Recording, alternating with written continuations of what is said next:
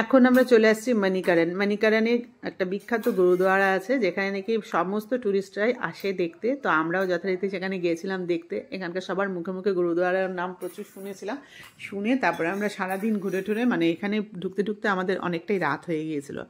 তো রাত্রেবেলা ঢুকে যা নাজারা দেখলাম, এখানকার ভিউটা খুব সুন্দর লাগছিল। চারিদিকে লাইট জ্বলছিল, যথারীতি পাহাড়ের উপরে গুরুদ্বারাটা, আর নিচে নিচে যে লাইটগুলো জ্বলছিল অপূর্ব লাগছিল দেখতে, যে এই ভিউটা আমরা দিনের বেলা পেতাম না।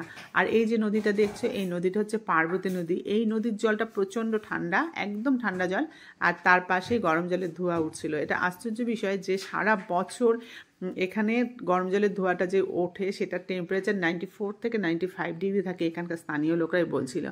আর ভেতরেও আছে গরম জলের কুণ্ড, যেখানে আমরা গিয়েছিলাম, কিন্তু ওখানে ভিডিও করা অ্যালাউড ছিল না বলে ভিডিও করতে পারিনি। যেখানে সবাই স্নান করছিল, মানে এটা সবাই মানে যে গরম জলের এই কুণ্ডতে স্নান করলে যাবতীয় স্কিন ডিজিজ যাদের থাকে সেটা একদম কিওর হয়ে যায়। তো সেখানে সবাই স্নান করছিল, আমরাও দেখে আসলাম। আমি একটু হাত ভিজিয়েছিলাম, কেন কি হাত না ভিজিয়ে মনটাকে স্থির রাখতে পারছিলাম না, প্রচণ্ড গরম ছিল জলটা।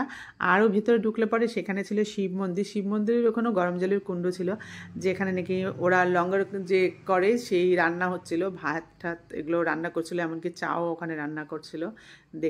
দেখে আসলাম। আর এখানে সারাদিন লঙ্গরখানা ওপেন থাকে, এখানে খাওয়া দাওয়া একদম ফ্রি পাওয়া যায়।